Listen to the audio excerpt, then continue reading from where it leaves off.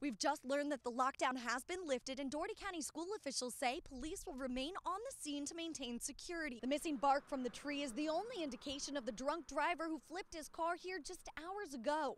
Reginald Cobb and his girlfriend were driving drunk here down Gordon Avenue, hit this tree, and that's when their car flipped. 3 people were inside this home when shots were fired. Thankfully, no one was hurt, but Albany Police Department is searching for a black Toyota Camry with Georgia tags BYU 0189. Fire Chief Kelly Harcraw tells me the fire appears to have started in the center of the home near a fuse box. Now, although this home has been vacant for about a month, it did have power, and early indicators are that this was an electrical fire. After getting a tip that Lamont was inside this home on Cedar Avenue, they evacuated 5 adults and 1 child around midnight.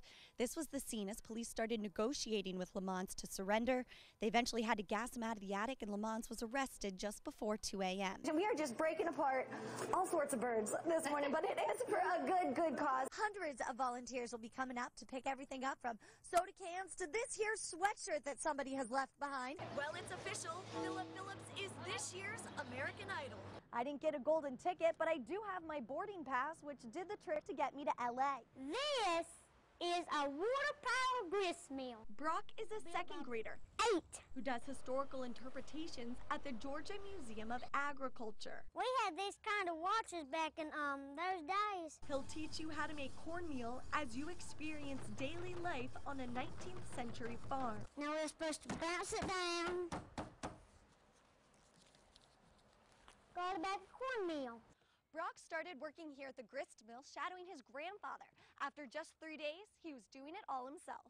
I decided that I could do a little bit the first time, and the second time I could do barely, and then this time I could do all of it. So now, really, all I do out here, just when I'm at the grist mill, is what you saw me. I bagged the grits on meal, and he does interpretation, does the tying up of it and everything. But Brock is a special kid. Well, he had a hard time when he first came into the world.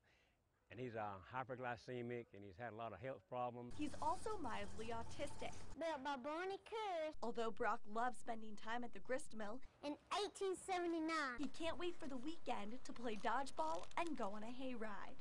These kind of Saturdays, I ain't going to be on the train. I'm going to be down at the hayride and doing all that stuff. As for long-term plans, I'll be working here, I think, until I get about 60 or 70 or 80. Melanie, Kendall. Hey, Mr. Racer. Fox 31 News. Nearly 1 out of every 200 people in Albany is considered homeless. I don't have a dollar to my name.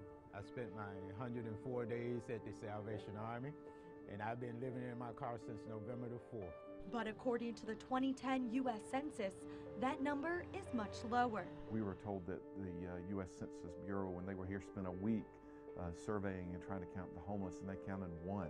The Albany-Dougherty Homelessness Coalition's most recent count is between 460 and 500 homeless people.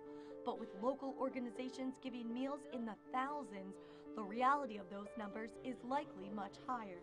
You know, I think the Salvation Army served 33,000 meals last year, and the rescue mission over 80,000, I believe I understand. When most people think of homelessness, they think of life on the streets.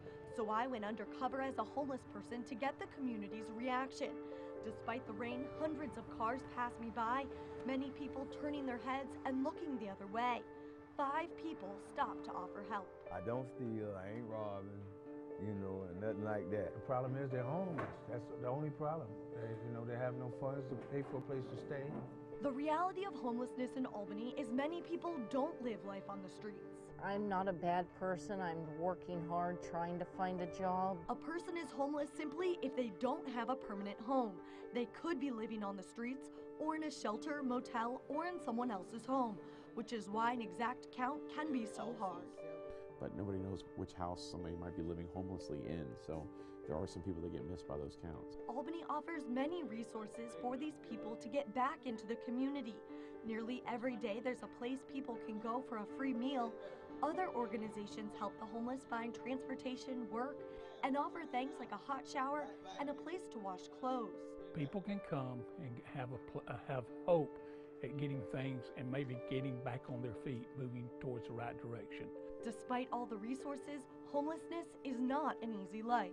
Most of the day is kind of miserable because all you can do is walk. You know, you have no home, you have nowhere you can just go and rest for a good a good while. We're walking and on the bus, and it's like, if it were just me, I could just, no problem, but getting her on and off buses and pushing a stroller where there's hardly no sidewalks, definitely get a workout. I hate the feeling of every day knowing that carrying around my bag every day, that's basically my house.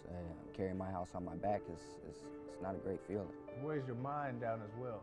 It takes away from your motivation, you know, it starts to break you a little bit. It really doesn't make you feel really human. At a point, you more or less feel more like an animal. It's going to take local people in the faith community, the business community, as well as the government community to come together to meet this need. No one of those can do it alone. The problem is too big for one organization. The problem is too big for one person. But we believe that we can be part of the solution, and we want to partner with everybody out there. Log on to our website, mysouthwestga.com, to connect with how to help. Melanie, Kendall, Fox 31 News.